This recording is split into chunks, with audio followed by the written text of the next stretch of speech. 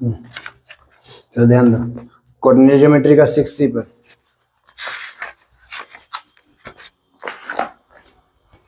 देखो, अगर कोई पॉइंट है A, B और C, ठीक है, A B C पॉइंट हुआ और तीनों सेम लाइन पे लाई कर रहा है, तब इस पॉइंट को क्या बोलेंगे? कोलिनियर पॉइंट्स, कोलिनियर पॉइंट्स, ठीक है। इसको हम लोग जोड़ लेंगे अच्छे से कोऑर्डिनेट ज्योमेट्री में, मतलब ग्राफ पे इसको ड्रॉ कर लेते हैं। ऐसे नॉर्मल कोलिनियर पॉइंट यही होता है कि एक लाइन पे कितने पॉइंट्स? 3 पॉइंट्स, और जब कोऑर्डिनेट ज्योमेट्री पर ले जाएंगे तो सबका कोऑर्डिनेट्स आने लगेगा। कोऑर्डिनेट ज्योमेट्री में ये होता है सारे पॉइंट्स का अपना अपना कोऑर्डिनेट्स होता है, तो सबको अपने हिसाब से दे देते हैं। सबका तो नाम एक्स वाई में ही होगा, तो दूसरा पॉइंट के लिए 2 दे देंगे, तीसरा पॉइंट के लिए 3 ये x3 y3 से कंफ्यूज नहीं करना, ठीक है। सब तुम्हारा एक्स वाई का नाम उसका कोऑर्डिनेट से, तो तीनों पॉइंट का कोऑर्डिनेट देगा, तीनों पॉइंट एक ही लाइन में आ रहे हैं, तब इसको बोलेंगे कोलिनियर। तो ये देख के बता पा रहे हैं कि कोलिनियर है। इसको थोड़ा मैथमेटिकल रूप से बताना पड़ेगा कि कोलिनियर है कि नहीं। तो कोलिनियर नहीं है कि इसके लिए हम करते हैं कि ए बी का जोड़ बी सी के साथ बराबर क्या आना चाहिए? ए सी, मतलब ये छोटा छोटा तो बड़ा मिलना चाहिए, क्योंकि ये, तो ये हम लोग ऐसे नॉर्मली बताते हैं। इसको बताने पड़ेगा कोऑर्डिनेट्स के हेल्प से कि ये कोलिनियर है कि नहीं, ठीक है। ये तो हम लोग नॉर्मली बता देते हैं कि हाँ दीज आर द कोलिनियर, या फिर देख के बता पा रहे कोलिनियर है। इसको लिख के बताना पड़ेगा मैथमेटिकल रूप में, और वो भी किसके हेल्प से? कोऑर्डिनेट ज्योमेट्री के हेल्प से। तो अगर 3 पॉइंट कोलिनियर है तो उसके लिए हमारे पास फॉर्मूला रहेगा, ठीक है।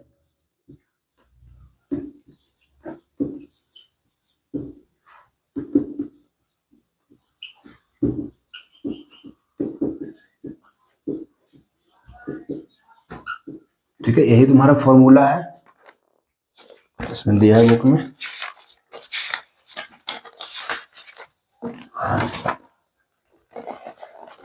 देखो, फॉर्मूला याद करने का तरीका ये क्या बताएगा, जैसे ये हमारा कोलिनियर देख के बता पा रहे हैं, एक नॉर्मली चेक करके भी बता सकते हैं, और एक हम लोग किससे?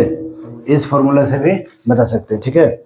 तो ये फॉर्मूला कैसे याद रखना वो देख लो पहले। ये फॉर्मूला में क्या है? x1 ब्रैकेट के बाहर कितना? x1, फिर x2, फिर x3, और अंदर में हमेशा याद रखेंगे 23, 31, 12। इसको याद रखना होगा, इतना है ना। पहले जैसे 12 21 याद रखे थे उस टाइम पे एक बार, तो अभी याद रखेंगे कितना?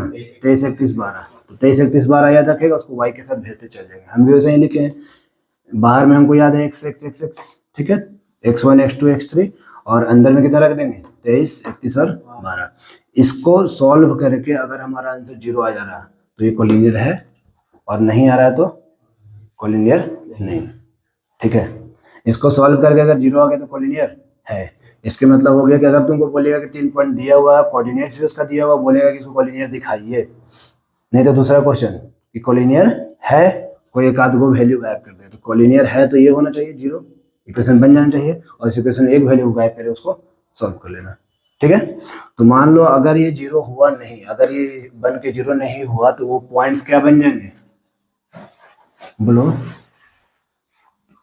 अगर वो 0 नहीं हो पा रहा तो वो पॉइंट्स क्या बनेगा? नन कोलिनियर बन जाएगा उसको। जैसे एक लाइन में नहीं आ रहा तो ये एक लाइन में नहीं आ रहा, जब भी पॉइंट एक लाइन में नहीं आएगा तो क्या कहलाएगा?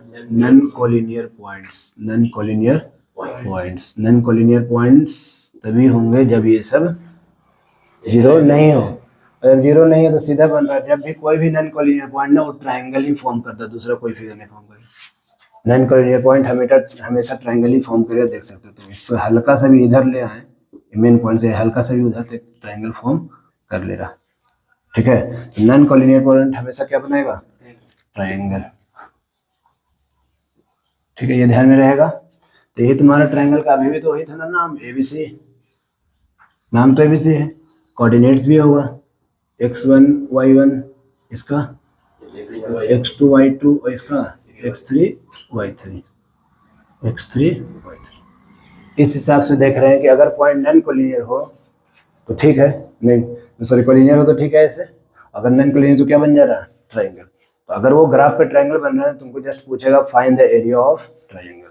तो एरिया ऑफ ट्रायंगल अभी तक निकालने कैसे जाने तुम लोग? अगर ऐसे आता था ग्राफ पे तो एरिया ऑफ ट्रायंगल हम निकालते थे, ये वाला लेंथ को नापते थे हाइट, और ये वाला लेंथ को ले लेते थे बेस के रूप में, तो 1/2 इंटू बेस इंटू हाइट हो गया। ठीक है, तो अभी इसको खाली छोड़ देना है। अभी हमको ध्यान देना किस पे, कोऑर्डिनेट ज्योमेट्री से बना देना। वो भी कोऑर्डिनेट ही से बना था, बट इसमें हम लोग वैल्यू फाइंड करके बना देते हैं, जैसे इसमें वैल्यू फाइंड करके बता सकते थे, बट कोऑर्डिनेट से तो उसको भी कोऑर्डिनेट से ही बताएंगे। तो कोऑर्डिनेट से एरिया ऑफ ट्रायंगल क्या हो जाएगा, एरिया ऑफ ट्रायंगल, ठीक है। तो 1/2 इंटू x1, 23, 31, 12 यहाँ भी लगा दो, 23, 31, 12। तो यहाँ पे फॉर्मूला क्या होता है एरिया ऑफ ट्रायंगल,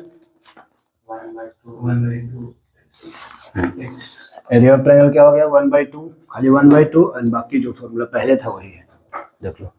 क्योंकि अब इतना सारा वैल्यू जीरो नहीं है, क्योंकि पहले जीरो था। अगर ये जीरो रहता तो 1/2 इंटू जीरो आंसर आवे नहीं करेगा, तो ट्रायंगल का एरिया होवे नहीं करेगा ये। तो ये तो जीरो नहीं ना है, ये तो तुम पढ़े कि ये कहाँ से आ रहा है, ये कब आया, जब पॉइंट्स नॉन कोलिनियर बने। जब पॉइंट्स क्या बने, नॉन कोलिनियर। जब नॉन कोलिनियर बने तो इसका वैल्यू जीरो तो नहीं होगा। जब जीरो नहीं होगा तो आप कुछ ना कुछ वैल्यू हमको मिलेगा, एंड वो मिलेगा हमको ट्रायंगल का एरिया। क्योंकि देख लो वो थोड़ा सा भी उठा तो एक ट्रायंगल बन जाता है। तो ट्रायंगल कोऑर्डिनेट्स हमको दिया हुआ है ABC, ठीक है।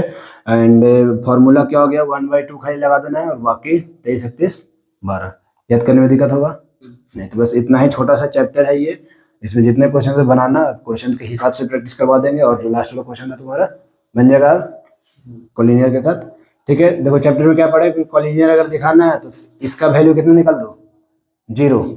अगर एरिया निकालना है तो पुट करके आंसर निकालो डायरेक्ट, कोई दिक्कत नहीं, ठीक है। आज इतना ही रहेगा।